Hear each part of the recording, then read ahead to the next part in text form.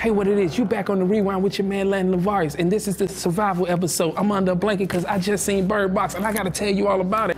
All right, listen to me. Hold on. R. Kelly's around, trying to survive. What are you doing? Hey, bro, we talking about a serious subject. All right, so we're here, we're back on the I can't even take you, I'm trying to. Take me serious, man. This is BirdBox, we talking about it, so I got to be blind, man. I'm representing for boy and girl.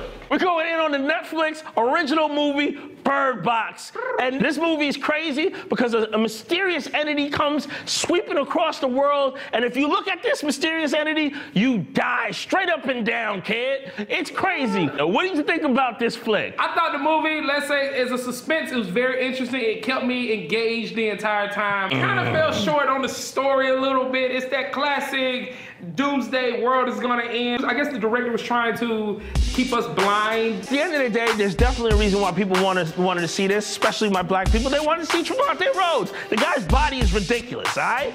You know, every woman right now loves this guy. We love Sandra Bullock in the hood, man. Lord, right? So it was getting interesting when they hit the supermarket, but after the supermarket, I kind of was like, I needed more. At the supermarket, it didn't stay real because to me, if you found a supermarket, I'm not leaving. You guys can go back and get everybody else. Why I'm gonna sit in the house when I got food, shelter, and all in this big, huge place? I would stay in the supermarket. It made no sense. I do understand why the movie trended though, right? Because people live off fear. This is something that people believe may really happen someday. The aliens may come back. So we know it's been prophesized to come for years. I mean, the cover alone gets you intrigued, right? It's a woman holding her child and they're all blindfolded. That already gets me, hey, I gotta see what this is type of thing. You know what I'm saying? I don't want to get people away from not knowing that this is an interesting movie. It is the type of movie that you're gonna watch from beginning to end, no matter how good or bad you think it is. Because whether you thought it was good or bad, you stayed there to the ending, and that's the mark of actually a good movie. Honestly. So at the end of the day, what's your rating on this flick, man? My rating on this film, I give this movie a 6. It was suspenseful. It did keep me interested from beginning to end. I'm not gonna deny that you definitely need to go check it out.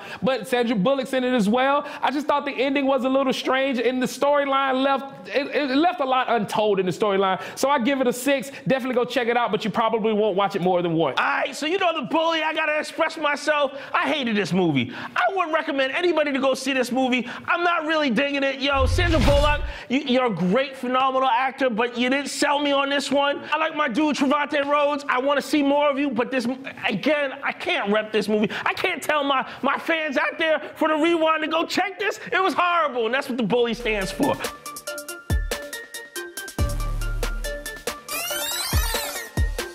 And you know where we at, man. We here on the rewind, and we're gonna talk about the R. Kelly. All right, hit him with it, man. Okay, we're gonna go with the backstory. You got a 6-part documentary that aired on Lifetime, and you got Brie Miranda Bryant. She produced this documentary. Right. And I'm gonna be honest, it's a great documentary. It chronicles R. Kelly's life from birth until present day. They even got girls like escaping his complex mansion to this day. And it just shows you what a monster this guy really is. But is he a monster, or is he a victim? First of all, I love the documentary. Yeah. It played with our emotions, you know what I'm saying? But it had to play with our emotions to understand how sick this dude is. I mean, the narrative of it, I mean, being R. Kelly being this monster, but also this musical genius. They pushed that a lot in this documentary. They told you the entire time how great and how magical he was. He wrote songs for Michael Jackson. He wrote songs for Whitney Houston. These are like... I mean, let's be real. Some of the greatest geniuses beneath the veil are some of the craziest people in the world. One thing I am proud about, that the Me Too movement is pushing so hard that it's forcing certain doors to open. To be accountable. Yes, and now, not just the music. You got women fighting back, and they're opening up this door to say, hey, this is wrong. The people that are in it, that are telling you this story, I hold them accountable for things. You have his wife, Andrea, who was just 3 years ago on Instagram dancing to Happy People, singing along with the song, talking about this my baby daddy. And now I'm supposed to believe that 3 years later you had Stockholm Syndrome and you're like, I was brain warped? Right. No, you knew all this. You were around when he was fondling with Aaliyah in the studio, having sex with her, which everybody admits they seen and nobody stopped it. So to me, the people that are in the documentary that are crying for R. Kelly are just as much to blame as him. Now, me being a parent and an adult, I'm gonna give you the bully side now. Okay. Because, listen, I'm watching the parents and a couple, the father is kind of brolic, kind of big. You from the hood. You from the hood, and you let this happen to your baby girl? There's no excuse. We haven't seen our daughter in 3 years. I would never, ever, that wouldn't even come out of my mouth. And it shows us a society that we don't really care about black women. And I say that as a society, because we're all the ones that bought his music, listened to it. We never told the DJ to cut it off. We all know the Ignition remix. We laughed at Dave Chappelle when he did the whole P on You skit. It was funny to us, and it was like, oh, ho hum. It's crazy, and we're all to blame, and I'm embarrassed. Well, don't blame me, because no. Listen. At one time, I bought an R. Kelly record. You also, but guess what? When I bought, I didn't buy no sex tape. You've seen it. But listen, let me finish. When I bought that record, I didn't know what he was doing because it wasn't out then. I wasn't messing with the dude anyway. You had enough people, and you're right. You had enough people from the Dave Chappelle's and all these other people putting it in your face and letting you have it. But I'm not gonna say everybody's to blame. But there are people, like if you knew the situation and you started going to a concert and you bought the tickets, you knew what it was, so you're the one to blame. See, now me, I never bought a concert. I never went to any of his stuff. And I never supported him. You didn't tell nobody to stop.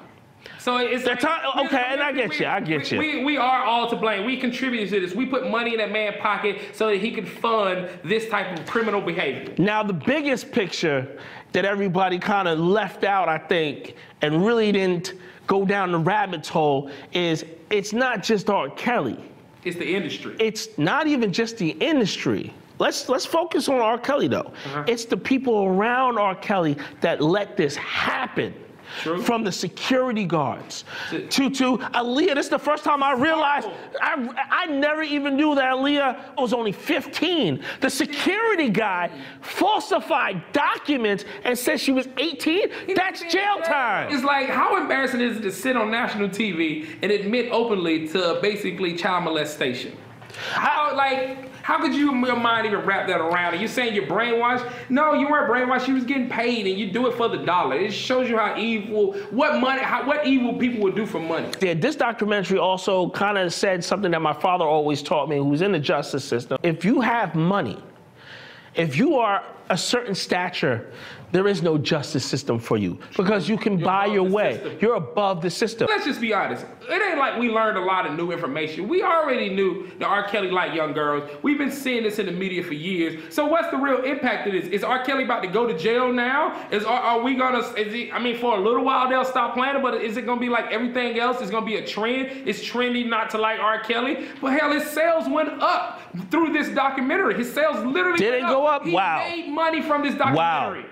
So it's like, what's the real impact of it? Well, I'm going to say this. For the impact for me that I got from it was, because there was stuff that I never knew. So that impacted me. Like, watching this documentary, I said, whoa, wait a minute. So this guy is sick.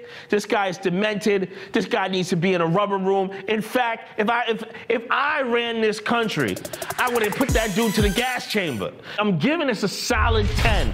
I like how they did this documentary. I learned a lot from this documentary on how sick R. Kelly really is. I think this documentary will help you see the sickness and what is really going on. I'm gonna rate this documentary a 7. Though very interesting as far as the content of the documentary, kept you riveted. All 6 parts were very good. I thought it fell short in that it let the people in the documentary off the hook. It's like they're to blame for this. As much as they say R. Kelly is this monster, well, you watched him have sex with Aaliyah at 14. You watched all these little girls around him. You helped him. You brought girls to him. And it's almost like, so what's the impact is gonna be? The impact is gonna be minimal.